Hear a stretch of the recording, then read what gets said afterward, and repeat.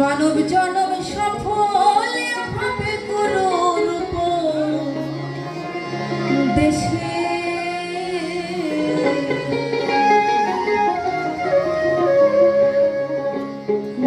মানব জনম সফল হবে গুরুর দেশে, গুরু চরণ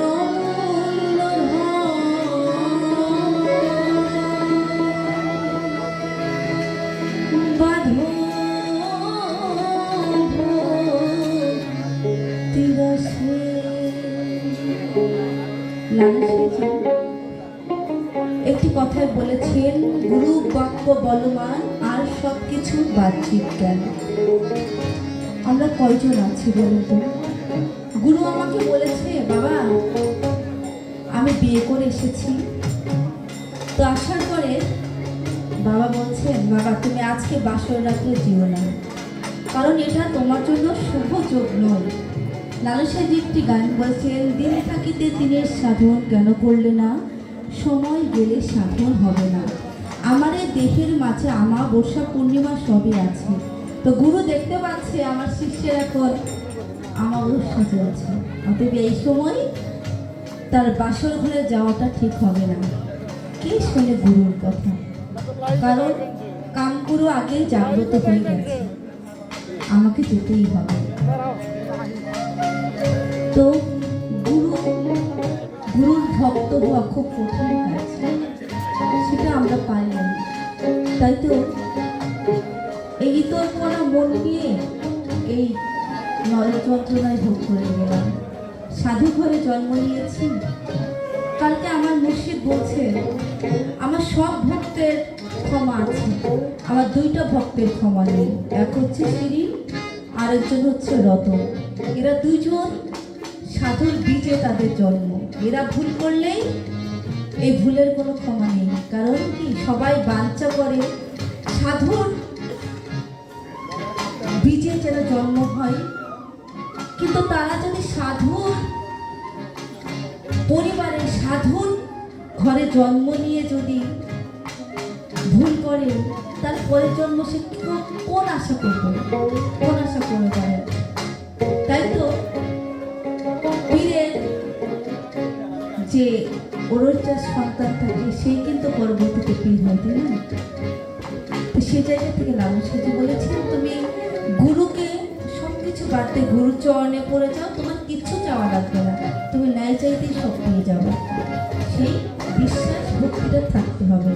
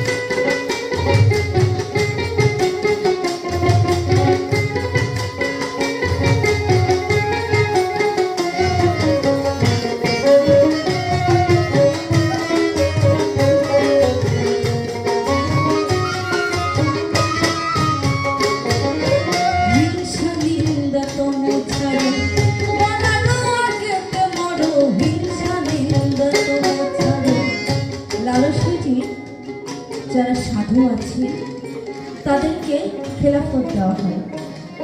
খেলাফত অর্থ হচ্ছে জিন্দা মরা। তুমি মরার আগে তোমার সব কিছু ত্যাগ করে দিয়েছো, তুমি মুর্শিদের নামে, গুরু নামে নিজেকে উৎসর্গ করে দিয়েছো। অর্থাৎ তুমি মরে আছো, বেঁচে আছো কিন্তু বেঁচে নেই। তাই তো লালন সাঁইজি একটি গানে বলেছেন, চিন্তা দেহে মুদ্রার বেশ, খিলকা তাজ আর ডোর কপিনি, কে তোমার এ বেশ ভূষণ পড়াইল বলো শুনি।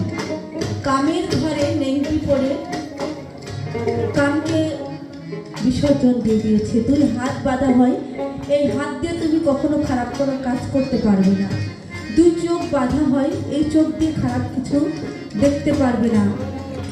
একটা আসলা দেওয়া হয়, তুমি যত বড়ই রামরাজ্যে তো থাকুক না কেন, এই যে গুরু তোমাকে যে আসলাটা দিয়েছে, তুমি 10 দুয়ারে যাবা, ভিক্ষা করবা, সেটা নিয়েই তুমি তোমার পেট চালাবা। এটা হচ্ছে জিন্দা মরা। তার যাই থাকুক না কেন, এই জিন্দা মরাটা হচ্ছে খেলাফত যখন নেওয়া হয়, একজন মৃত ব্যক্তির সঙ্গে যা যা করা হয় এই খেলাফত নেওয়ার সময় তাই তাই কিন্তু করা হয়। তো সেই জায়গা থেকে বলছে, হিংসা নিন্দা তম ছাড়ো, মরার ও আগেতে মরো, তবেই যাবে ভবপারে ঘুচবে মনের দেশে। এই 6 রিপুর যন্ত্রণায় আমি সব কিছু ভুলে গেছি, তাইলে তো হবে না। তাই মরণের আগে মরে তোমাকে মুর্শিদের কাছে যেতে হবে।